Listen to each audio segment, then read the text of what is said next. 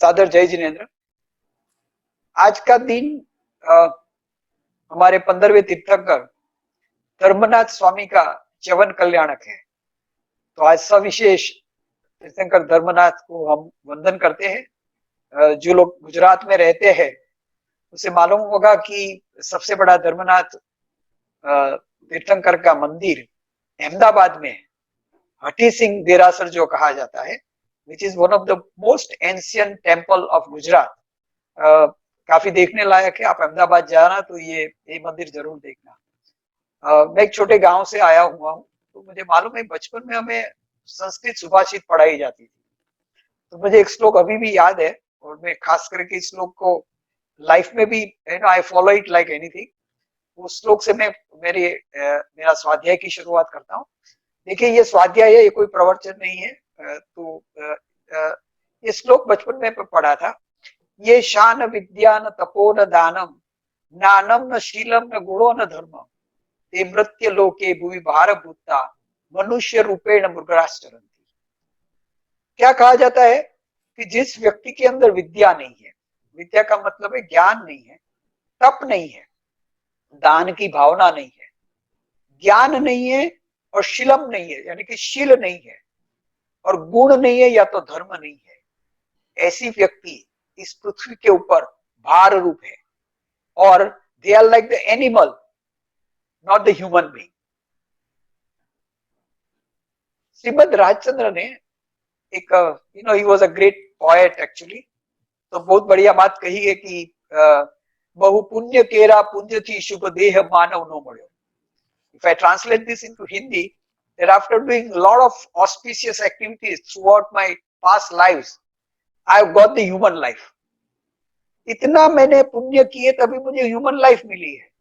बाद में एक he goes very paradoxically and he says that तोए भव चक्र नो आटो नहीं एक एटड़ियो।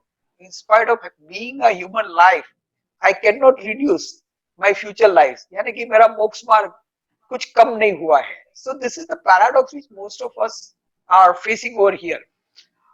उत्तराध्यान सूत्र के अंदर एक चैप्टर है जिसको चार दुर्लभ कहा जाता है। Friends, I will try to stick to the very simple terms so that मैं बहुत शास्त्र की भाषा का उपयोग नहीं करूंगा, so that anybody who has not even known about the Jain terminologies will be able to understand this very clearly. तो चार दुर्लभ, दुर्लभ का मतलब है the things which are rare. The human life itself is rare. Why do we say? There are many reasons. Scientifically, if you go that the life, the earth is about 5 billion years old. It's a very short time that there are going to be 5 sensed organisms like us. So from time point of view, even if you look from the space point of view, अगर पूरे विश्व में देखा जाए तो कहाँ भी human नहीं है। एक कहा जाता है कि एक वाटी के अंदर जो दही होता है, and there are millions and millions of bacteria into it. एक वाटी दही के अंदर, while we all over the world are countable 780 crores. तो उस दृष्टि से देखा जाए तो human life itself is a rare. We are 5 sensed organisms. Communication skill is excellent. Our mind is developed the best in all the creations. So the first one, as said by Tirthankar Mahavir, is human life. I can go on saying more and more about human life. I can talk about some of the genes which has changed our brain, but I mean we don't have a time for so much of detailing. Now, here Tirthankar Mahavir goes one step further and says that this is rare. However, what is more rare than this? And that's what they say, Shravan. Shravan means dharma Shravan. That means if you are more, आपने अगर और ज्यादा पुण्य किए तो आपको धर्म का श्रवण मिल रहा है। तो आज जो भी लोग यहाँ मेरे साथ जुड़े हुए हैं, हम ये कह सकते हैं कि मनुष्य बहुतों में मिला है, लेकिन सेकंड दुर्लभ भी हमें मिल गया है क्योंकि आज हम धर्म श्रवण कर रहे हैं। तीसरा दुर्लभ है, वो है सुई। सुई का मतलब है श्रद्धा। श्रद्धा का मतलब है फेथ। सम्यक दर्शन जिसको कहा जाता है, तत्वाद सूत्र के अंदर सम्यक दर्शन की डेफिनेशन भी कही गई है, तत्वाद श्रद्धानम सम्यक दर्शनम, यानी कि जिस व्यक्ति को तत्वों के ऊपर श्रद्धा होती है वो। मुझे मालूम है किसी लोगों ने तो आपको तत्व पढ़ाए होंगे, बट द थर्ड दुर्लभ इज वेरी रेयर। आपको धर्म श्रवण होता है, लेकिन धर्म श्रवण होने के बाद उसको उसके ऊपर श्रद्धा होना, it's quite a different thing. हम जानते हैं कि भाई राग होने से दुख होने वाला है, फिर भी हम राग करते हैं। तो ज्ञान तो हो गया, लेकिन ज्ञान के बाद श्रद्धा प्रकट नहीं होती है, वो तीसरा दुर्लभ है। तीन दुर्लभ कभी मिल जाते हैं, चौथा दुर्लभ कहा जाता है संयम। और संयम का मतलब होता है तप, आचरण में लाना, ज्ञान होना, उसके बाद उसके ऊपर श्रद्धा होनी, और उसके बाद उसको आचरण में लाना। अगेन, चार दुर्लभ के अंदर पहला तो मनुष्य भाव है, दूसरा है सम्यक ज्ञान, तीसरा है सम्यक दर्शन, और चौथा है सम्यक चारित्र। यानी कि आपको जब तक, as long as you don't bring that into the practice, आपको चौथा दुर्लभ नहीं मिल रहा है। यानी कि तप ये चौथा दुर्लभ है। It is the fourth rare thing which can happen. तो मैं कभी कभी एक छोटा बच्चा भी कभी कोई छोटा तप करता है ना, तो मैं उसको वंदन कर लेता हूँ, क्योंकि he has reached to the fourth दुर्लभ। Maybe he's not knowing a lot about it, but एक प्रैक्टिस तो उसने शुरू की है ना। तो ये जब भी मैं चार दुर्लभ की बात करता हूँ, क्योंकि बेसिकली बचपन में वो रत्नाकर पचीसी भी पढ़ते थे, और जब भी ये दुर्लभ की बात आती है तो वो रत्नाकर पचीसी मुझे हमेशा याद आती है। गुजराती में है लेकिन बहुत बढ़िया है। तो एक एक एक उसकी जो स्ट्रैंजा है वो मुझे बहुत अच्छी लगती है। क्रोध अग्नि थी बड़ो वड़ीलो बसर्प दस्यो मने गळ्यो मान रूपी अजगरे हूँ केम करी ध्यावू तने। See, we are so much in the evil passions, जिसको हम कषाय कहते हैं, क्रोध, मान, माया, लोभ, ये आज के खास करके ये पंचम युग के अंदर इतने हैं कि ये दुर्लभ होने के बावजूद भी संयम में आना इज अ रेयर। तो आज मैं इन संयम की बात करने के लिए जा रहा हूं, जो बहुत रेयर है। कभी कभी हम ये जो शब्द है तप, उसका अंग्रेजी ट्रांसलेशन पेनेंस करते हैं या तो ऑस्टेरिटीज कहते हैं। लेकिन अगर देखा जाए डिक्शनरी में तो जो पेनेंस है, पेनेंस का मतलब है कन्फेशन बेसिकली। एक और बात करनी है कि हमारे जो हिंदू संस्कृति के अंदर, पुराण के अंदर हम देखते हैं तो काफी तप की बात आती है। जैसे हमारे देव, दानव, हमारे ऋषि काफी तप करते थे। आप रामायण पूरी देख लीजिए, आप महाभारत देख लीजिए, आप भागवत देख लीजिए, या तो अन्य शास्त्र देख लीजिए, हमारे जो पुराने हिंदू धर्म के शास्त्र हैं। तो वहां क्या होता है, एक ऋषि तप करते, या तो रावण तप करता है, या तो अन्य लोग तप करते। क्यों करते हैं? शस्त्र के लिए करते हैं, संपत्ति के लिए करते हैं। कहाँ कहाँ तो तप से पुत्र प्राप्ति की बात आ जाती है, कहाँ तो आक्रमण करने के लिए तप करते हैं, क्या तो बचाव करने के लिए तप करते हैं। यानी कि पूरी जो भारतीय संस्कृति है उसमें जो तप का महत्व दिया गया है वो जैन दर्शन से बिल्कुल अलग है।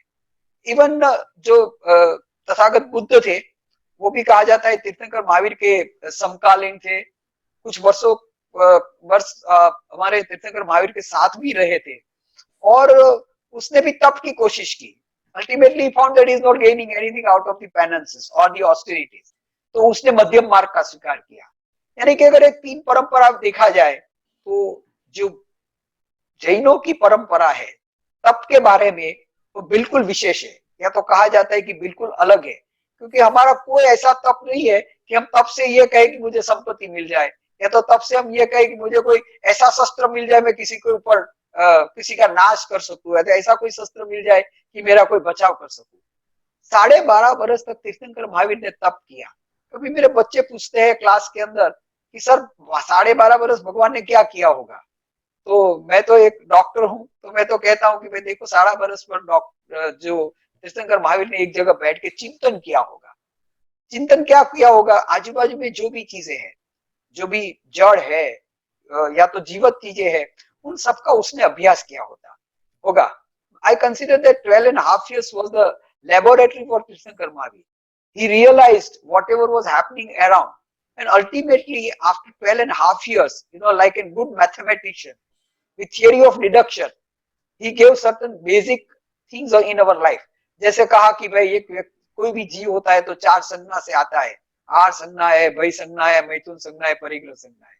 अगर आपको कोई तकलीफ देता है तो राग है, और राग के कारण 4 कषाय का जन्म होता है, क्रोध, मान, माया, लोभ। आपको अगर मोक्ष पाना है तो आपको 3 चीज का ख्याल रखना है, श्रद्धा होनी चाहिए, ज्ञान होना चाहिए और चारित्र होना चाहिए। यानी कि इतनी इतनी छोटी छोटी बातें हमें बताई है। चार भावना क्या होनी चाहिए, बार भावना क्या होनी चाहिए, अहिंसा धर्म क्या होना चाहिए। तो आज जो पूरा तीर्थंकर महावीर का जो साहित्य है वो मैं मानता हूं कि it was 12.5 years of thinking, contemplating and trying to understand. और हमें कुछ बेसिक्स जो हमने दिए हैं, आज मैं कहता हूं कि और कोई भी कहेंगे कि 2600 बरस के बाद भी शंकर महावीर ने जो कहा है दैट इज सो रिलेवेंट। कोई धर्म ऐसा नहीं था वो कहता था कि भाई पृथ्वी में जीव है, पानी में जीव है, वायु में जीव है, वनस्पति में जीव है। तीर्थंकर भगवत ने उस समय पे these elements were described as living beings। जो आज हम पर्यावरण की बात कर रही है, मैं कभी कभी मुझे ये आश्चर्य भी होता है कि तीर्थंकर महावीर के समय में तो वो गंगा के किनारे पे रहते थे, न तो कोई पोल्यूशन था, न तो कोई इंडस्ट्रियलाइजेशन था, न तो पानी की कमी थी, न तो जमीन की कमी थी। फिर भी उस जमाने में ऐसा क्यों कहा होगा? That is what we call दीर्घ दृष्टि और व्हाट वी कॉल सर्वज्ञता। He realized that today it's not there, but after a few years this problem is going to come. So he gave something which is going to be eternal. His advice or his sermons are not something that was relevant only in those days. They are relevant today also, and they will be relevant forever. तीर्थंकर ने 12.5 वर्ष तप किया तो क्या पाया? वितरागता। सी, ऐसे कोई धर्म नहीं है कि वहां ये बात की जाती है कि भाई एक व्यक्ति ने तप किया तो उससे से पूरा त्यागी हो गया, कुछ पाया ही नहीं। पाया यानी कि जो नहीं, जो उसको नहीं रखने का था वो सब निकाल दिया, यानी कि सभी कर्मों का उसने क्षय किया। ये जैन धर्म के तप की महत्वता है। दुनिया का कोई भी धर्म आज हम सीना फाड़ के कह सकते हैं, जैन दर्शन के अंदर जो प्रकार के तप का वर्णन किया गया है, ऐसा वर्णन कोई भी अन्य, मैंने काफी अन्य धर्मों का भी अभ्यास किया है। और जो शास्त्र में तो ये भी कहा गया है, भाव कोड़ी संचय कम, यानी कि करोड़ों वर्ष के जो हमारे कर्म जो होते हैं, तवसा निर्जरई, तब से उसकी निर्जरा हो जाती है। तो हमारे काफी कथा साहित्य में भी आया है। वो अर्जुन माली का एक उदाहरण है, समता भाव रक्षा। तो समता भाव भी एक प्रकार का तप है। यूजुअली हम लोग 12 प्रकार के तप की बात करते हैं, लेकिन ऐसा नहीं है। Lot of other things which also can be considered as तप। तो ये जो कहा जाता है कि वो कितना पापी व्यक्ति था अर्जुन माली, और समता में डूब गया तो वो मोक्ष मार्ग के आरूढ़ हो गया। 25वें भाव में तीर्थंकर महावीर ने तप किया तो तीर्थंकर नाम कर्म का उपार्जन कर दिया। अब मैं थोड़ी बात तप की यहाँ अलग करना चाहता हूँ, क्योंकि मैं एक डॉक्टर हूँ और 45 इयर्स की मेरी आज प्रैक्टिस हो गई।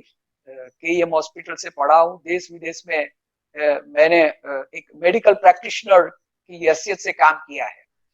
तो जैसे शुरुआत में तो जैसे कहा जाता है ना, एक डॉक्टर होता है ना, शुरुआत में जब भी प्रैक्टिस शुरू करता है ना तो एक बीमारी के लिए 12 दवा लिख के देता है। आप जितने भी सिम्टम्स बोलते हैं ना, मैं एक एक दवा लिख के जाता हूँ। मतलब व्हेन यू बिकम वाइजर, 70 वर्ष की उम्र हो गई आज मुझे, तो मैं वाइज हो गया हूँ। So today for 12 diseases I will be giving one medicine. ये स्टैंडर्ड हमारा जोक है, but it's a fact actually. तो मैं मानता हूँ, मैं जब भी प्रैक्टिस करता था तो काफी पेशेंट को देखता था और थोड़ा मैं एनालिटिकल भी था। थोड़ी स्पिरिचुअलिटी लाइफ में राइट फ्रॉम चाइल्डहुड थी। तो मैं कभी कभी देखता था कि this drugs are not helping them. जैसे एक सिंपल चीज बताओ कि person might be having a very slight diabetes और may be having slight blood pressure, he has some gas problem, he has got some insomnia, यानी कि उसको रात को नींद नहीं आती है, एसिडिटी है। ऐसे छोटे छोटे प्रॉब्लम आते थे। अभी this were problem because of stress, these were the problem because of the wrong diet, this was the problem because they were not getting proper or they were not taking proper sleep। तो इन सब चीजों के लिए दवाई तो होती ही नहीं है, they have to change the lifestyle। लेकिन देखिए पेशेंट को पास इतनी इतनी इतना धैर्य नहीं है, और डॉक्टर के पास भी धैर्य नहीं होता है, क्योंकि बाहर बहुत बड़ी लाइन खड़ी रहती है। But then I decided no, I will not do that, I'll give enough time to the patient for the treatment which is more natural। तो उस समय पे मैं जैन शब्द का उपयोग नहीं करता था, लेकिन मैं कहता था कि भाई चलो एक दिन भूखे रह जाओ, एक दिन कम खाओ, एक दिन 2 टाइम खा लो, बीच में कुछ मत खाओ। तो जिसको हम कहते हैं उणोदरी कहो कि उपवास कहो, या तो ऐसे करके छोटी छोटी बात में कहता था भाई रात्रि भोजन मत करो, मीन्स ऐसा तो नहीं कहता कि रात्रि भोजन मत करो, लेकिन कहता था भाई 7 बजे के पहले खा लो, 7 बजे के पहले जो खाओ वो भी हैवी नहीं होना चाहिए. And I found it along with my medication, actually to be very frank, the medicines were not so useful. This advice is very useful. Those people who followed my advice, and आज मैं कहता हूँ तो कह सकता हूँ कि सैकड़ों पेशेंट मेरे लाइफ में ऐसा आए हैं जिसको सिंपल एडवाइस से, अगर थोड़ा डायबिटीज है, थोड़ा blood pressure, I am not talking about severe diabetes and severe blood pressure, और even severe diabetes and severe blood pressure में वो डायबिटीज का लेवल एकदम कम हो जाता था, उसको दवाई की कम जरूरत पड़ती थी. और अगर थोड़ा डायबिटीज है, थोड़ा ब्लड प्रेशर है, तो even with this small advice they used to get cured. So this is an experience which I was getting. मुझे मालूम है अभी थोड़े समय पहले, I think it was last year, one biologist from Japan, his name is Yoshinori Ohsumi, confusing name होते हैं ये चाइनीज और जापानीज के. He got a Nobel prize, and he got a Nobel prize for what? ये समझने लायक चीज है. उसने एक अभ्यास किया कि जैसे हमें नींद चाहिए, रात को सोने की जरूरत पड़ती है, because whatever neurotransmitters which are created are destroyed, and you need a good sleep to see that they are eliminated from your body. Similarly, he said that हम जो खाना खाते हैं उसमें से जो रस बनता है, वो रस बनाने के लिए शरीर को मेहनत करनी पड़ती है, लीवर को मेहनत करनी पड़ती है, इंटेस्टाइन्स को मेहनत करनी पड़ती है, बहुत से जो ग्रंथियां होती है हमारे, उसको मेहनत करनी पड़ती है. तो ये मेहनत करने के लिए आपको क्या करना चाहिए? तो बोला 10 घंटे, 8 या 9 घंटे, 9 या 10 घंटे, ज्यादा से ज्यादा आप ऐसा समय रख सकते कि जिस समय में आपको खाना है, और बाकी के जो 13-14 घंटे हैं वो ऐसे होने चाहिए कि आप बिल्कुल भूखा रहेंगे. Obviously he allowed water, but nothing more than that. और उससे ये जो आपके शरीर के अंदर टॉक्सिन्स बने हुए हैं, जो वेस्ट प्रोडक्ट बना हुआ है, उसको मारने के लिए जो ऑटोफेगी, यानी कि उसके लिए एक सेल्स होते हैं हमारे शरीर के अंदर, and they kill this things which are created. तो ये जो ऑटोफेगी है, ऑटोफेगी के कारण आपके शरीर के अंदर जो कचरा है, कचरा बढ़ता नहीं है. जैसे हम देखते हैं रास्ते में कचरे डालते रहो, और सुबह में साफ होता है तो दूसरे दिन आप पूरे दिन भी गंदा रहता है, क्योंकि आप डालते रहते हैं. सिमिलरली आप खाते ही रहेंगे, तो उसके कारण जो ऑटोफेगी होती है वो नहीं होती है. And then he describe that a good autophagy can reduce number of diseases. आपकी इम्यून सिस्टम बढ़ जाएंगी, so you'll be able to face number of diseases. मैं ये कह सकता हूँ कि जिसकी भी इम्यून सिस्टम अच्छी है उसको कोरोना कुछ बिगाड़ नहीं सकता है. कोरोना किसका बिगाड़ सकता है? जिसकी इम्यून सिस्टम अच्छी नहीं है. So ultimately, body has given an excellent power of our immunity. Otherwise, we would not have survived this catastrophic existence which we have been surviving since last at least 2 lakh बरस से तो हम survive कर रहे हैं. तो ये हमारे शरीर के अंदर एक ऐसी मैकेनिज्म हमारे कुदरत ने दी है, by nature we have got that. तो ये क्या है? अल्टीमेटली ये पॉर्सी और चौवियार है, और तो कुछ नहीं है, जो हमारे शास्त्रों में लिखा गया है, बहुत वर्षों से लिखा गया है. So if you look at Jainism, there are lot of things which are very scientific. मैं ये नहीं क्लेम कर रहा हूँ कि तीर्थंकर Mahavir was scientist, he was much more than scientist. But at least, whatever sermons he gave, whatever ideas he gave, has lot of scientific values. एक और चीज है कि हमारे जो डिजीज होते हैं वो काफी साइकोसोमेटिक्स होते हैं. See, most of the disease have some psychosomatic angle into it. यानी कि कुछ ना कुछ तो ऐसा होता है कि जिससे साइकोसोमेटिक यानी कि मानसिक होता है और वो शरीर के ऊपर असर करता है, उसको हम साइकोसोमेटिक कहते हैं. इन सिंपल लैंग्वेज, स्ट्रेस है, एंजाइटी है, कभी कभी एग्रेसिवनेस है, डिप्रेशन है, ये सब साइकोसोमेटिक डिजीज है. अभी देखिए उस जमाने में या तो आज भी कभी कभी ऐसे साइकोसोमेटिक डिजीज होते हैं, तो हम क्या करते हैं, चलो एक एंटी डिप्रेसेंट लिख दी, या तो उसको एक एंटी एंजाइटी ड्रग्स लिख दी, रात को सोने की दवा लिख ली. बट आई टेल यू, कभी कभी मैंने भी एक टाइम, कभी कभी मैंने भी रिलैक्सिन ली है, तो मुझे मालूम है उससे क्या होता है. पेशेंट को लिखना अलग होती है और खुद को एक्सपीरियंस करना अलग होती है. You just become, so much disturbed even with that small medicine. जैसे लोराज़ापाम जो कहते हैं हम रिलैक्सिंग, रेस्टिल सॉरी, तो रेस्टिल का क्या होता है, कितना क्वांटिटी कितना है, 0.25 मिलीग्राम। आप सोचिए, suppose your 70 kg of weight, उसके अंदर 0.25 मिलीग्राम, मिलीग्राम, 1 मिलीग्राम भी नहीं, 0.25 milligram, and that can knock down, यानी कि ये तो बहुत बड़ा जहर है। तो मैंने उस समय पे सोचा कि why to give such toxic medicine to the patients, and then I started practicing something which I call the spiritual medicine, यानी कि उसको एक अच्छा टाइम देना, उसके साथ बात करना, बात करने के बाद एक्सप्लेन देम सर्टेन टैक्टिक्स। तो जो हिंदू है उसको गायत्री मंत्र की बात करो, जो शिव है उसको शिव मंत्र की बात करो, हमारे जैन है तो उसे नवकार मंत्र की बात करो। बाद में देखो, सामायिक सामायिक शब्द तो हम नहीं यूज करेंगे अगर जैन नहीं है तो, लेकिन ध्यान क्या होता है, योग क्या होता है, विपश्यना क्या होती है, नमाज क्या होता है, कन्फेशन क्या होता है, because I lot of Christian patients also. तो उस मैंने पढ़ा, बाइबल के अंदर भी पढ़ा और कुरान के अंदर भी पढ़ा कि what are the things which they follow. अगर एक पेशेंट आता है और उसको अगर नमाज के बारे में 5 मिनट 10 मिनट में बात करता हूँ तो खुश हो जाता है उसको, यानी कि एक इस्लामिक यानी मुस्लिम पेशेंट को ऐसा लगता है कि नहीं डॉक्टर साहब बहुत अच्छे, उसको कुरान भी आती है, इतनी मेरे डिटेल में नहीं आती है, but basic things you can always learn. So by this, I could associate myself or connect myself with my patients, and it became so good that people started accepting my spiritual therapy also. तो मैं मानता हूँ कि बहुत से patient को मैं दवाई से मुक्त रखता था, उसको कहता था कि जरूरत पड़े तो ये लेने का, नहीं तो नहीं लेने का, even if I given it for 10 days, if you require it you take it, otherwise you don't take it. So this was my experience. और ये मैं ये भी कहता हूँ कि दिस आर नॉट, कोई चमत्कार नहीं है। देखिए कभी कभी लोग इसको चमत्कार की दृष्टि से लेते हैं, ये चमत्कार नहीं है। कुछ दिन पहले का मेरा एक्सपीरियंस है, और एक मेरा पेशेंट था, हम उसको लिथोट्रिप्सी के लिए ले रहे थे। लिथोट्रिप्सी यानी कि जो हमारे किडनी के अंदर स्टोन होता है उसको ब्रेक करते एक मशीन होता है जिसको हम लिथोट्रिप्सी कहते हैं। Now what is lithotripsy? Lithotripsy is nothing but passing a sound energy or what we call phonetic energy.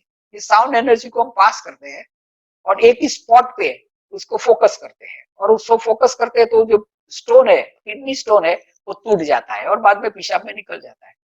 तो उस टाइम मुझे जो आइडिया आया कि ये मशीन अगर स्टोन को तोड़ सकता है तो ये फोनेटिक एनर्जी है, साउंड एनर्जी है, तो हो सकता है कि आचार्य मानतुंगाचार्य की जो साउंड एनर्जी थी, जब भी उसने भक्तांबर स्तोत्र का रिसाइटेशन किया, तो हो सकता है उसमें इतनी एनर्जी निकली कि वो जो लोखंड की बेड़ी है, आयरन टेस्ट, उसको तोड़ सकता है। तो मैं तभी सोचने लगा कि ये हो सकता है, why it is not possible. आज हम मानते नहीं है, लेकिन a day might come that yes your phonetic energy can be so strong that it can do wonders. जैसे ये भी मैं कहता हूँ कि जो प्रेयर है अपनी, जो सामायिक है, जो प्रतिक्रमण है, हम यूजुअली उसको धार्मिक क्रिया में लेके जाते हैं। ये धार्मिक क्रिया है, इसके इतना पुण्य मिलेगा। बट अगर आप पूरे जो अभ्यास देखो आगे जो भी हुए हैं, हाउ प्रेयर और मेडिटेशन और repentance can help you, scientific है, बिल्कुल साइंटिफिक है। अपने दिमाग के अंदर एक फ्रंटल लोब है, और फ्रंटल लोब के नीचे एक there is a small part of the brain which we call hypothalamus. Hypothalamus के नीचे पिट्यूटरी है, और पिट्यूटरी से हमारे जो भी एंडोक्राइन ग्लैंड्स है वो जुड़े हुए हैं। तो ultimately it has been proved beyond doubt कि जब आप मेडिटेशन करते, प्रेयर्स करते, सामायिक करो, प्रतिक्रमण करो, तो उस टाइम में that affects your frontal lobe which affects your thalamus, what we call hypothalamic pituitary axis। और उसके कारण अपने शरीर के अंदर काफी hormones, and some of the common hormones which we know are what we call dopamine, serotonin and all those hormones. तो ये हार्मोन जो है वो हमारे शरीर के अंदर, it creates a very positive part of it actually. तो again what I want to tell you that this is all scientific. कुछ बात अभी मैं जैन धर्म के तप की करता हूँ। जैन धर्म के अंदर जो तप है वो actually it is mainly in the at the stage of जो नौ तत्व की जब भी हम बात करते हैं तो निर्जरा के अंदर आती है। निर्जरा यानी कि कर्म को छोड़ना, इन सिंपल। हमेशा मैं ये कहता हूं कि कभी भी निर्जरा को संवर से अलग मत कीजिए, बिकॉज अगर संवर नहीं है तो निर्जरा भी नहीं है। तो संवर और निर्जरा दोनों चैप्टर हमारे साथ में आते हैं, और वहां हम एक दो शब्द का उपयोग करते हैं, सकाम निर्जरा और अकाम निर्जरा। अकाम निर्जरा है वो ऑटोमेटिक, ऑटोमेटिक यानी ऐसे ही होती रहती है। जैसे पूर्व कर्म हमारे आज उदय में आए, हमने उसको अच्छा या बुरा जो भी है उसको उसका भोग किया, और भोग करने से वो आगे के कर्म चले गए। लेकिन उस समय क्या होता है, हर हमेशा नए कर्म को बांधते रहते हैं, जिसको हम आश्रव कहते हैं। यानी कि हमारे जीवन के अंदर आश्रव और बंध कंटिन्यूस है। आश्रव कंटिन्यूस है, आश्रव होता है तो बंध होता है, और निर्जरा तो होती रहती है आगे के कर्मों की। लेकिन ये जो तप है, हम निर्जरा की बात करते हैं, वो निर्जरा की बात एक्चुअली जो in in in fact it is always with someone, यानी कि नए कर्म का नहीं आना, या तो नए कर्म को रोकना और पुराने कर्म को छोड़ना, इसे हम निर्जरा कहते हैं, या तो सकाम निर्जरा कहते हैं। ये सकाम निर्जरा में, तो ये जो सकाम निर्जरा है, उस सकाम निर्जरा के अंदर 12 प्रकार के तप का वर्णन किया गया है। मैं 12 प्रकार के तप की इतनी डिटेल में नहीं जाऊंगा, लेकिन सिंपली कह सकता हूँ, एक 6 प्रकार के बाह्य तप है, 6 प्रकार के आंतरिक तप है। अभी किसी भी बच्चे को हम पूछते हैं कि भाई बाह्य तप का मतलब क्या है, तो कहते हैं बाहर से दिखते हैं, जैसे उपवास है, एकाशना है, इसको हम बाह्य तप कहते हैं। मेरा कहना है कि ये गलत हमारी मान्यता है। बाह्य तप का मतलब कोई बाह्य नहीं होता है। एक्चुअली आप देखे जाओ तो जो बाह्य तप है वो आंतरिक तप में जाने के लिए इस प्रिपरेशन, जिसको हम हिंदी भाषा में कहते हैं पूर्व तैयारी। जब तक आपने बाह्य तप के ऊपर फोकस नहीं किया, आप आंतरिक तप में नहीं जा सकते। तो बाह्य तप है क्या?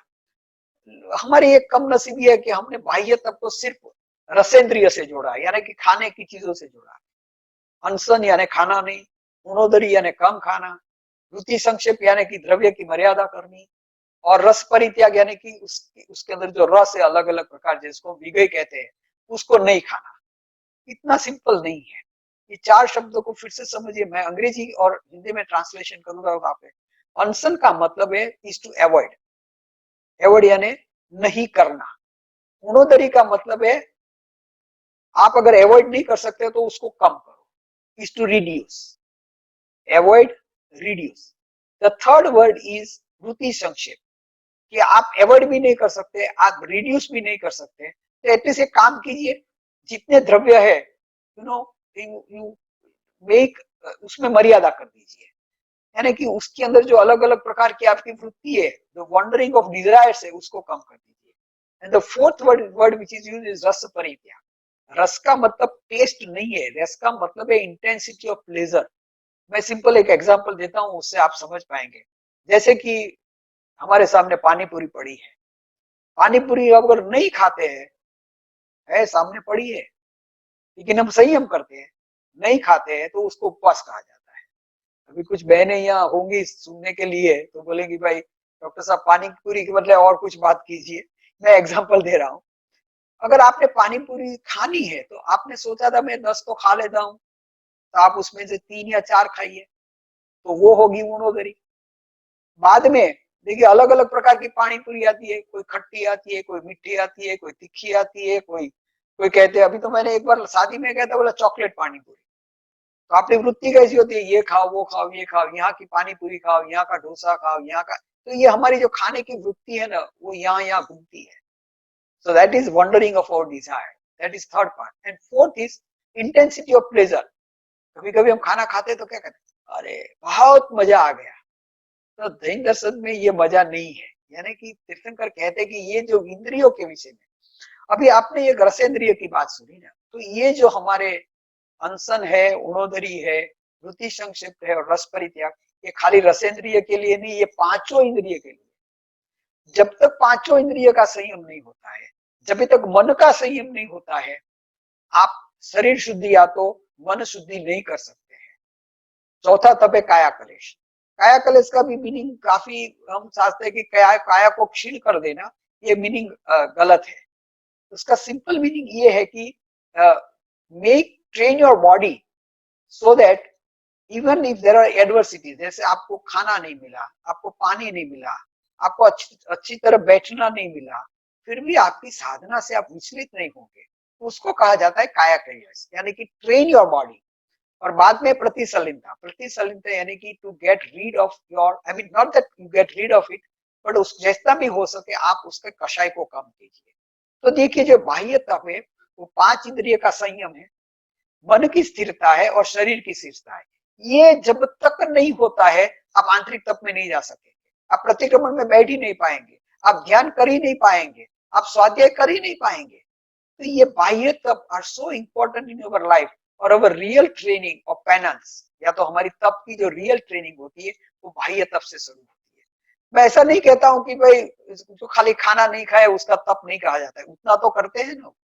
अगर एक व्यक्ति एक दिन उपवास करती है तो आपको ऐसा समझना चाहिए कि ठीक है, बाकी 4 इंद्रियों का संयम है कि नहीं मालूम नहीं, लेकिन एक इंद्रिय की एक चीज का तो संयम है ना। क्योंकि कई से लोग ऐसे बोलते हैं भाई मैं बाह्य तप में नहीं मानता हूँ, ये तो सब बाहर का दिखावा है। Friends, it is not like that. Unless and until you don't start with this small thing, you cannot go upwards. बाद में जो कहा गया है, जो आंतरिक तप के अंदर अगर बात करें तो एक एक मिनट में खत्म कर देंगे उसको। ये सबके लिए एक एक चैप्टर चाहिए। प्रायश्चित, प्रायश्चित इज रिपेंटेंस।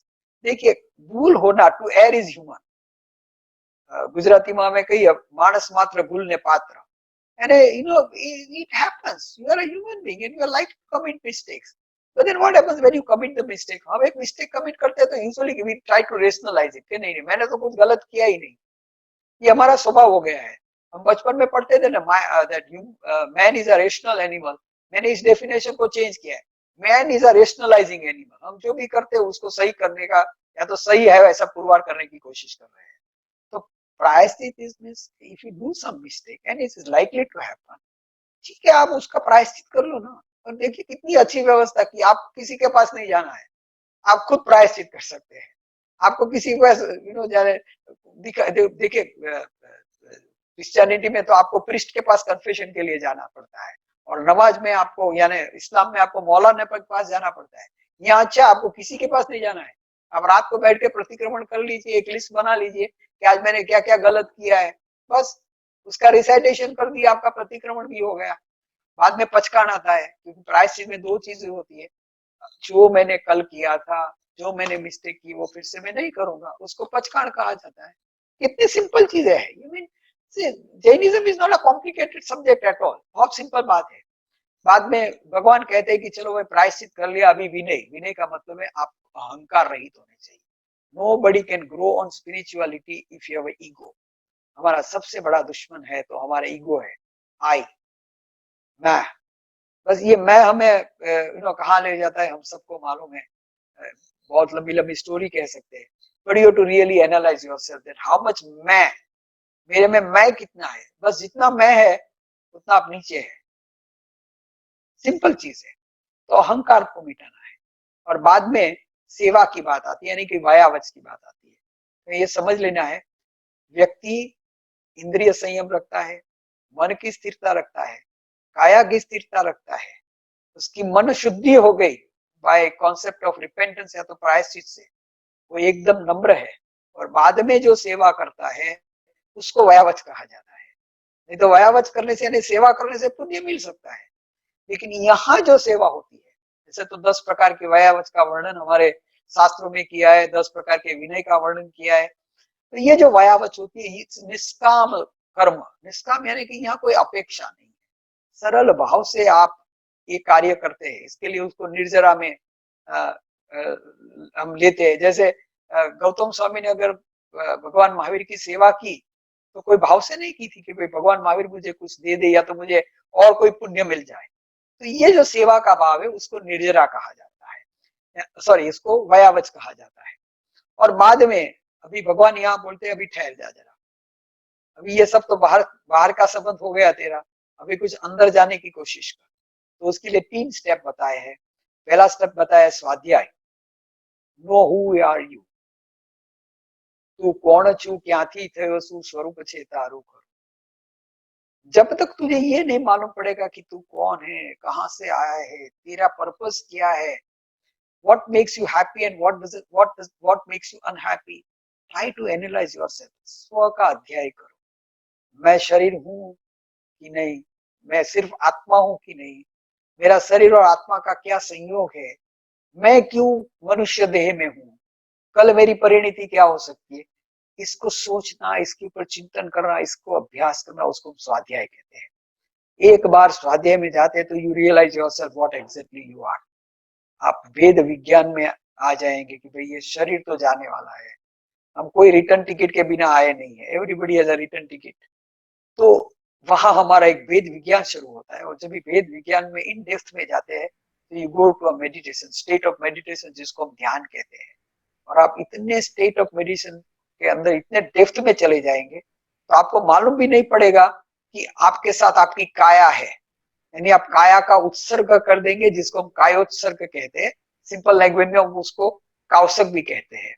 तो दोस्तों, ये पूरी जो हमारी तप की व्यवस्था है, उस व्यवस्था के अंदर पूरा का पूरा विज्ञान भरा हुआ है। आत्म शुद्धि तो है ही, साथ में शरीर शुद्धि है, मन शुद्धि है, ये दोनों शुद्धि साथ में ही चलती है। And that's why I always call that Jainism is not only, I mean, मैं तो रिलीजन कहता ही नहीं हूँ, it's actually a way of life, और actually it's an art of living. एक बार मुझे मालूम है, मैं बेंगलोर गया था, तो श्री श्री रविशंकर के बाद मेरा लेक्चर था, तो श्री श्री रविशंकर तो आर्ट ऑफ लिविंग के बारे में बोले। तो मैंने उसके बाद, अभी देखिए, इतने बड़े व्यक्ति के बाद में वक्तव्य देना वो थोड़ा टेंशन वाली बात थी, लेकिन जैन समाज बैठा था, तो मैंने कहा गुरुदेव ने तो बहुत अच्छी बात की, आर्ट ऑफ लिविंग की, लेकिन जैन दर्शन कुछ अलग है। हम आर्ट ऑफ लिविंग जानते हैं, हम आर्ट ऑफ गिविंग भी जानते हैं, क्योंकि जैन समाज जैसा कोई समाज नहीं है जो अन्य लोगों को इतनी मदद कर सकता है, इतना छोटा समाज होने के बाद। लेकिन मैंने कहा और एक चीज मैं जोड़ना चाहता हूँ, and that is what I call art of dying. दुनिया का कोई भी धर्म आर्ट ऑफ डाइंग नहीं सिखाता है हम लोगों को। संथारा एक बहुत बड़ा व्रत है, एक बहुत बड़ा तप है, जहां मृत्यु मृत्यु नहीं रहती है, मृत्यु महोत्सव हो जाती है। तो ये जो जैन धर्म की जो एक नींव है, वो सिर्फ जीने के लिए नहीं है। आप मरते हो ना, अभी भी आप उसको महोत्सव मना सकते हो। मुझे मालूम, मेरी एक विद्यार्थिनी है, हार्वर्ड में पढ़ती है, या इंडिया में आई थी, और संथारे के ऊपर पीएचडी कर रही है। उसका नाम है Mickey Chase, I am a co guide for her. तो एक अमेरिकन लड़की यहाँ आए और संथारा के ऊपर एक पीएचडी करे। This is something where you can understand how strong is this religion. दुनिया में हमारी संख्या ही नहीं है, भारत में 1% से कम है, तो दुनिया की क्या हम बात करें। लेकिन our philosophy, our culture, our society is so well recognized कि हम इसकी कल्पना नहीं कर सकते हैं। मैं कभी कभी हमारे यंगस्टर्स को दो चीजें कहता हूँ, देयर आर टू साइंसेस। एक साइंस होता है जिसको मैं कहता हूँ empirical science. Empirical science is always based on laboratory experiments, but there is another science which is called experiential science, जो हमारे बुजुर्गों ने हमें दिया है, हमारे तीर्थंकरों ने दिया है, हमारे आचार्यों ने दिया है। तो I think person in life should balance between the two. तो ये लेबोरेटरी में नहीं प्रूव हुआ है तो नहीं है, ऐसा मत मानो। Let's see, let's wait, because the science is always advancing. मैं जब भी बच्चा था, आई मीन मैं जब भी कॉलेज में पढ़ रहा था, तो कहा जाता है कि भाई there is nothing which is beyond atom. आज कहते हैं कि एटम के नीचे प्रोटॉन भी है, न्यूट्रॉन भी है, इलेक्ट्रॉन है। बाद में अभी तो प्लूट्रियन यानी कि नैनो पार्टिकल्स आ गए हैं, उससे भी छोटे बॉसम जैसे पार्टिकल आ गए हैं। तो the science is advancing. probably day might come then where a lot of things said by Jainism may be proved. तो माइक के माइंड ओपन, एक्सपीरियंस की अगर किसी की बात है उसको भी समझने की कोशिश कीजिए। मैंने तप के बारे में आपको बात की, बहुत आपसे आनंद आया, काफी डिटेल में और जा सकता हूँ।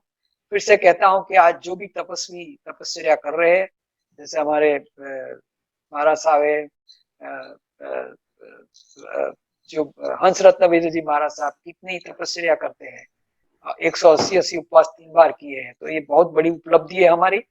और साथ में मैं ये भी कहता हूँ कि मुंबई यूनिवर्सिटी में आज तक 6,000 विद्यार्थी आए हैं, यंगस्टर्स आए हैं, जिसको गुजराती नहीं आती है, हिंदी नहीं आती है, सिर्फ अंग्रेजी आती है ज्यादा करके। वो सैटरडे को दौड़ दौड़ के आते हैं, चाहे बारिश हो, चाहे कितनी भी गर्मी हो, चाहे ट्रेन में कितना भी क्राउड हो। तो मैं मानता हूँ ये भी मेरे विद्यार्थी, उसको भी मैं तपस्वी कहता हूँ। नील, आप भी मेरे एक विद्यार्थी रह चुके हैं, तो आप सब मेरे लिए तपस्वी है, क्योंकि अगर मैं अंग्रेजी में पढ़ाता हूँ तो इस it will carry on with the new generation.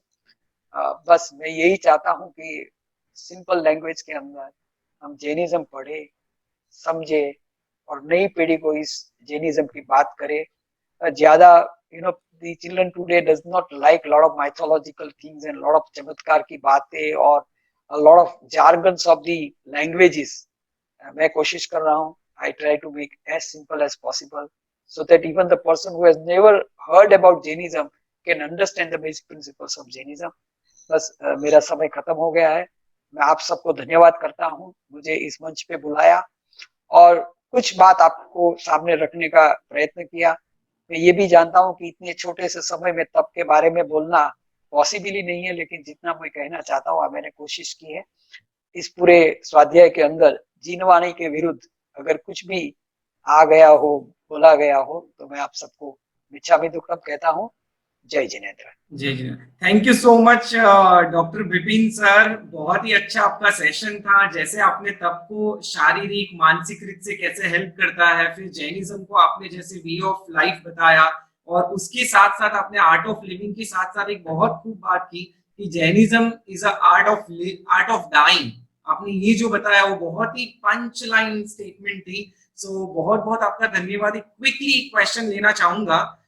हमारे पार्टिसिपेंट में से एक क्वेश्चन आया है कि नींद और आराम, इसको हम कैसे रिलेट कर सकते हैं? हम कहते हैं कि आराम के लिए नींद की आवश्यकता है ही, या बिना नींद लिए भी 2-4 घंटे नींद लिए लेके भी आप आराम कर सकते हो कोई और वे से? नहीं, मैं इस थियरी को मानता हूं कि कम से कम व्यक्ति को जैसे उम्र होती है ऐसे, जैसे एक यंग पर्सन है, he should at least have a sleep of 6 to 7 hours of sleep. अगर उतनी स्लीप वो नहीं लेते हैं तो he will not be able to destroy the bad neurotransmitters which are created.